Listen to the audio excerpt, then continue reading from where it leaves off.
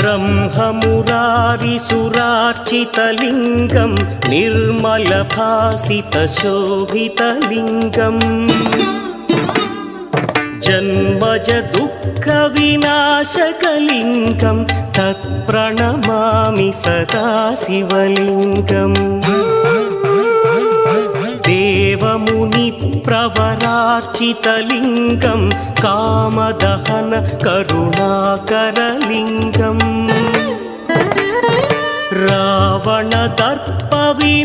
रावणदर्पविनाशकलिङ्गं तत्प्रणमामि सदा शिवलिङ्गम्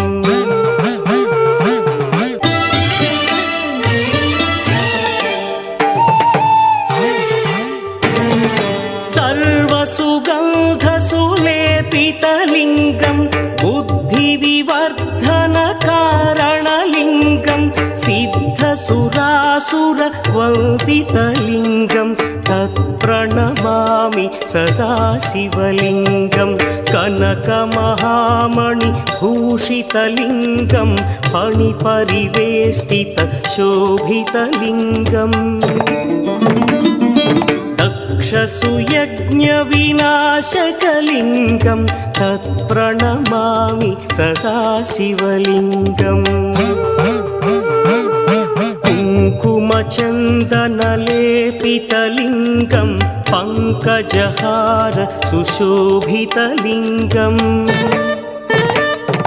सञ्चितपापविनाशकलिङ्गं तत्प्रणमामि सदा शिवलिङ्गम्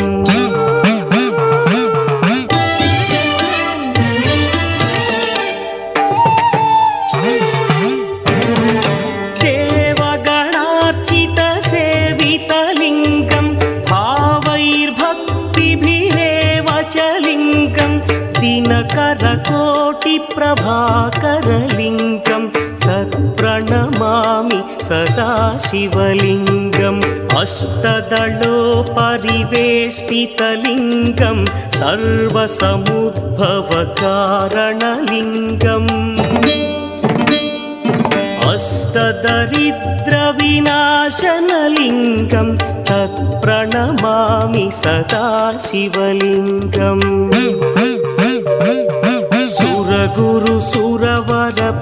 सुरगुरुसुरवरपूजितलिङ्गं सुरवनपुष्पसदार्चितलिङ्गम् परमपदं परमात्मकलिङ्गं तत्प्रणमामि सदा शिवलिङ्गम् त्रिदलं त्रिगुणाकारं त्रिनेत्रं च त्रियायुधं त्रिजन्मपापसंहारम् एकबिल्वं शिवार्पणम् त्रिशाखैः बिल्वपत्रैश्च अच्छिद्रैः कोमलैः शुभैः तव पूजां करिष्यामि एकबिल्वं शिवार्पणम् कोटिकन्या महादानं तिलपर्वतकोटयः काञ्चनं शैलदानेन एकबिल्वं शिवार्पणम् काशीक्षेत्रनिवासं च कालभैरवदर्शनं प्रयागे माधवं दृष्ट्वा एकबिल्वं शिवार्पणम् इन्दुवारे व्रतं स्थित्वा निराहारो महेश्वरा नक्तं हौष्यामि देवेश एकबिल्वं शिवार्पणम् रामलिङ्गप्रतिष्ठा च वैवाहिककृतं तथा तटाकादि च सन्तानम् एकबिल्वं शिवार्पणम् अखण्डबिल्वपत्रं च आयुतं शिवपूजनम्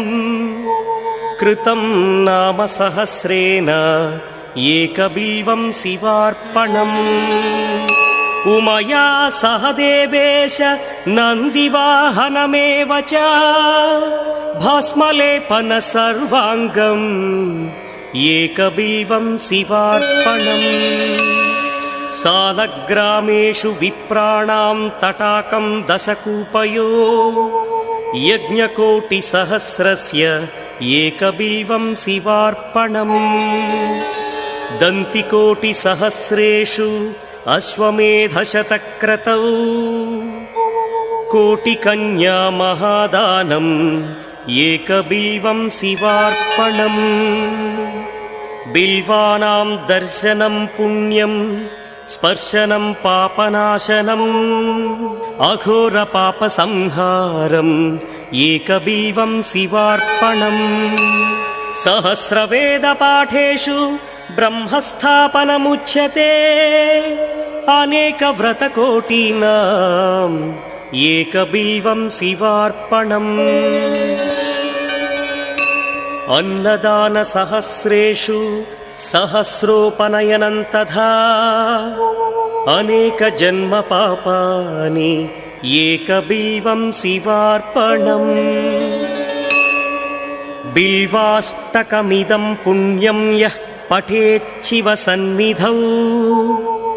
शिवलोकमवाप्नोति एकबिल्वं शिवार्पणम् प्रभुं प्राणनाथं विभुं विश्वनाथं जगन्नाथनाथं सदानन्दभाजम् भवद्भव्यभूतेश्वरं भूतनाथं शिवं शङ्करं शम्भुमीशानमीडे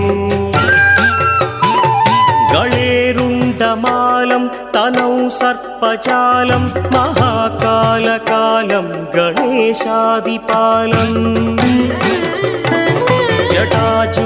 जटाजूटगङ्गोत्तरं गैर्विशिष्यं शिवं शङ्करं शम्भुमीशानमीडे मुदामाकरं मण्डनं मण्डयन्तं महामण्डलं भस्मभूषाधरन्तम् अनादिं ह्यपारं महामोहमारं शिवं शङ्करं शम्भुमीशानमीडे वटाधो निवासं महाट्टाट्टहासं महापापनाशं सदा सुप्रकाशम् गिरीशं गणेशं सुरेशं महेशं शिवं शङ्करं शम्भुमीशानमीडे गिरीन्द्रात्मजा सङ्गृहीतार्धदेहं गिरौ संस्थितं सर्वदा पन्नगेहम् परब्रह्म ब्रह्मादिभिर्वन्द्यमानं शिवं शङ्करं शम्भुमीशानमीडे कपालं त्रिशूलं कराभ्यां दधानं पदाम्भोजनं राय कामं दधानम् बलिवर्धयानं सुराणां प्रधानं शिवं शङ्करं शम्भुमीशानमीडे शरच्चन्द्रगात्रं गणानन्दपात्रं त्रिनेत्रं पवित्रं धनेशस्य मित्रम् अपर्णाकळत्रं सदा सच्चरित्रं शिवं शङ्करं शम्भुमीशानमीडे हरं सर्पहारं चिताभूविहारं भवं वेदसारं सदा निर्विकारम्